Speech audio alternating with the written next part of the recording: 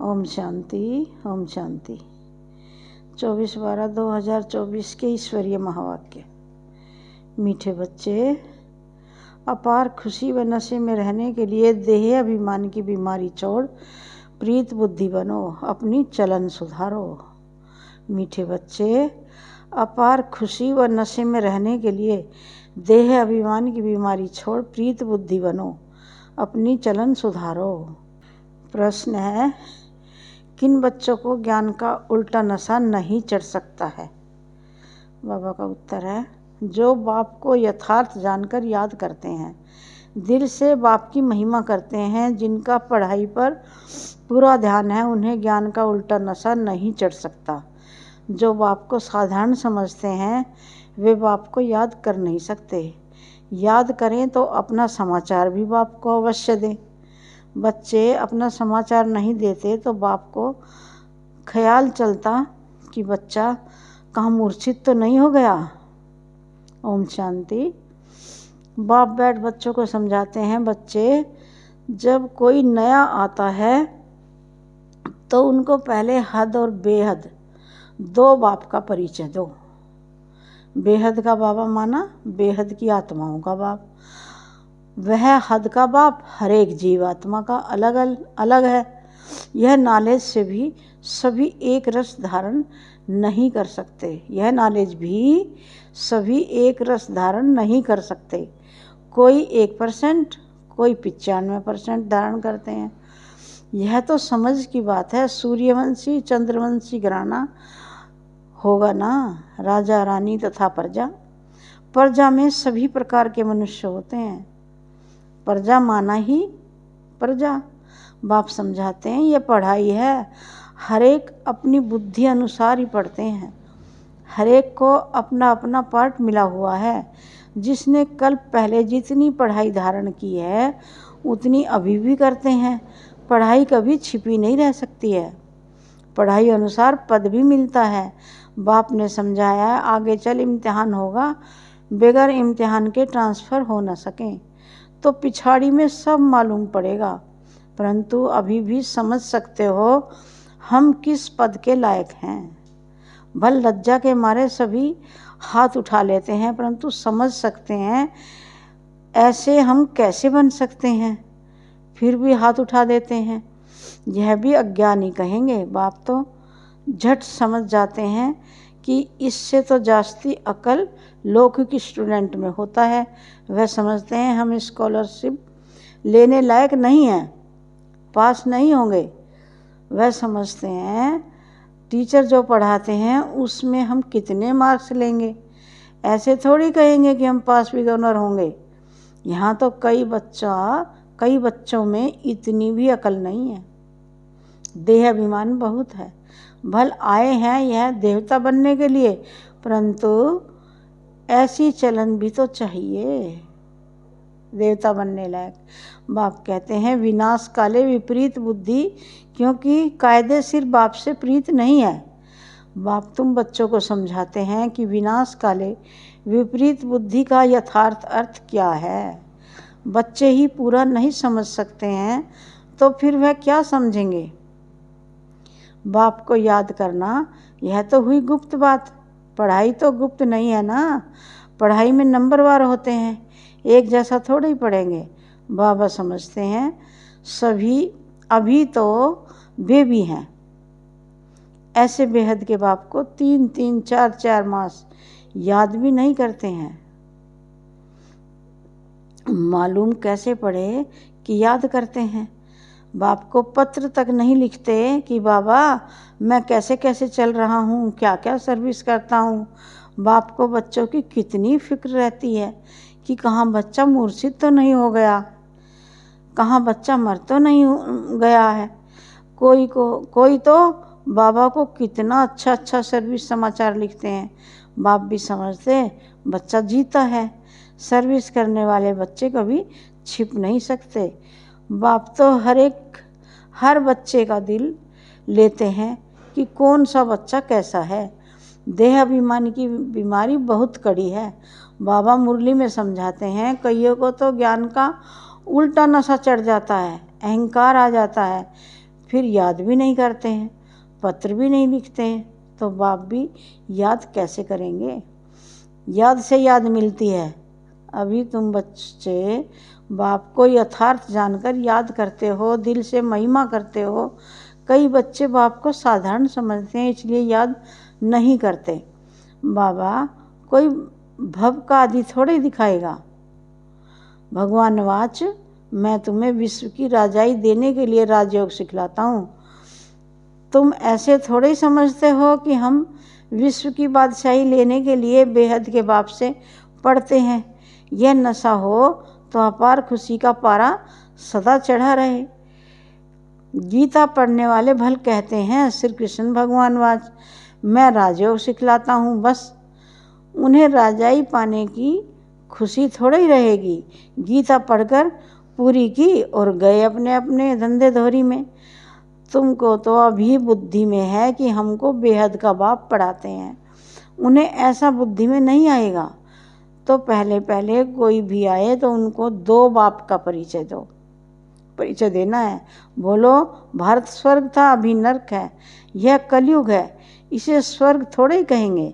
ऐसे तो नहीं कहेंगे कि सतयुग में भी हैं, कलयुग में भी हैं। किसको दुख मिला तो कहेंगे नरक में है, किसको सुख है तो कहेंगे स्वर्ग में है। ऐसे बहुत कहते हैं, दुखी मनुष्य नरक में। हम तो बहुत सुख में बैठे हैं, महल माड़ियाँ मोटरें आदि हैं, समझते हैं हम तो स्वर्ग में हैं। गोल्डन एज आयरन एज एक ही बात है। तो पहले पहले दो बाप की बात बुद्धि में बिठानी है। बाप ही खुद अपनी पहचान देते हैं, वह सर्वव्यापी कैसे हो सकता है? क्या लौकिक बाप को सर्वव्यापी कहेंगे? अभी तुम चित्र में दिखाते हो, आत्मा और परमात्मा का रूप तो एक ही है, उसमें फर्क नहीं।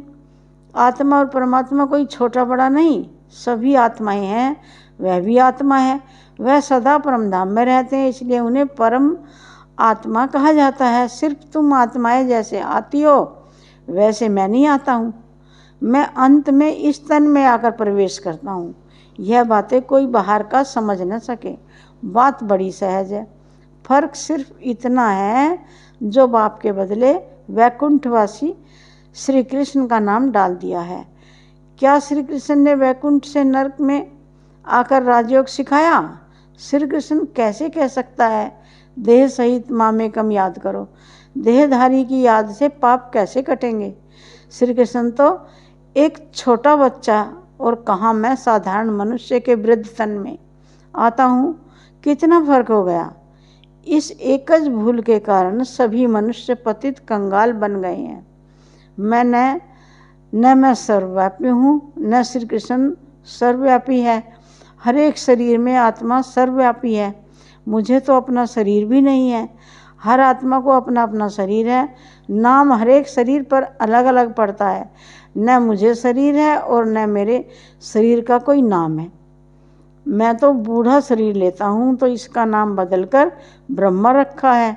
मेरा तो ब्रह्मा नाम नहीं है, मुझे सदा शिव ही कहते हैं। मैं ही सर्व का सद्गति दाता हूँ। आत्मा को सर्व का सद्गति दाता नहीं कहेंगे। परमात्मा की कभी दुर्गति होती है क्या? आत्मा की ही दुर्गति और आत्मा की ही सद्गति होती है। यह सभी बातें विचार सागर मंथन करने की है, नहीं तो दूसरों को कैसे समझाएंगे। परंतु माया ऐसी दुस्तर है जो बच्चों की बुद्धि आगे नहीं बढ़ने देती। दिन भर झरमुई झगमुई में ही टाइम वेस्ट कर देते हैं।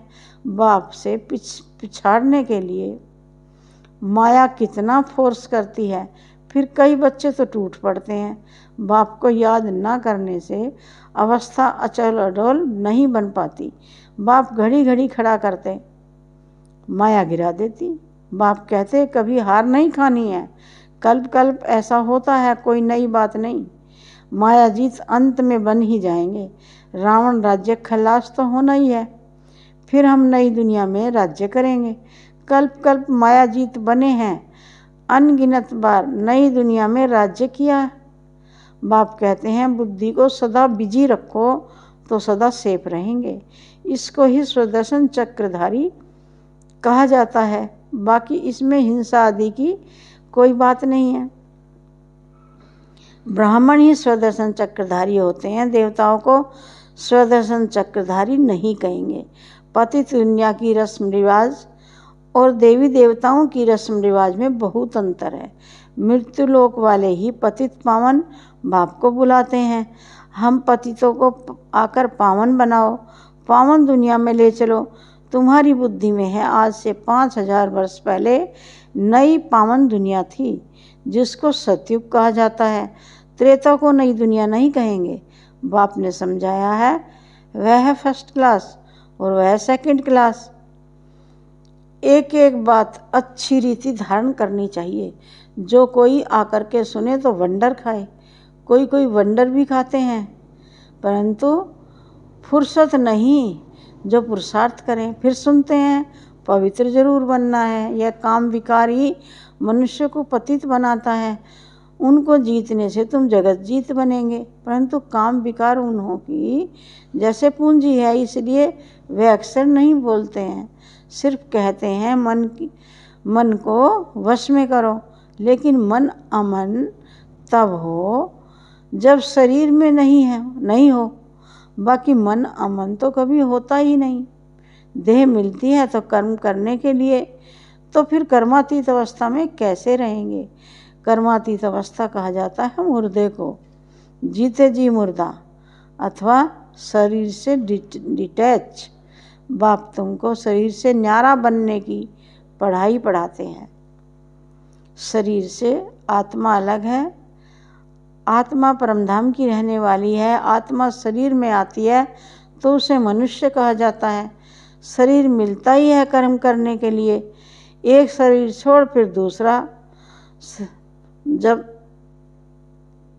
एक शरीर छोड़ फिर दूसरा शरीर कर्म करने के लिए लेना है। शांति तो सब तब हो जब शरीर में नहीं है। मूल वतन में कर्म होता ही नहीं। सूक्ष्म वतन की तो बात ही नहीं है। सृष्टि का चक्र यहाँ फिरता है। बाप और सृष्टि का चक्र को जानना, इसको ही नॉलेज कहा जाता है। सूक्ष्म वतन में न सफ़ेद पोषधारी, न सजे सजाए, न नाग बलाए पहने वाले शंकर आदि ही होते हैं। बाकी ब्रह्मा और विष्णु का राज बाप समझाते रहते हैं। ब्रह्मा यहाँ है, विष्णु के 2 रूप भी यहाँ हैं। वह सिर्फ साक्षात्कार का पार्ट ड्रामा में है जो दिव्य दृष्टि से देखा जाता है। क्रिमिनल आंखों से पवित्र चीज़ दिखाई ना पड़े। अच्छा, मीठे मीठे सिखी लदे बच्चों प्रति माता पिता बाप दादा का याद प्यार और गुड मॉर्निंग। रूहानी बाप की रूहानी बच्चों को नमस्ते। हम रूहानी बच्चों की रूहानी बाप दादा को याद प्यार, गुड मॉर्निंग और नमस्ते नमस्ते।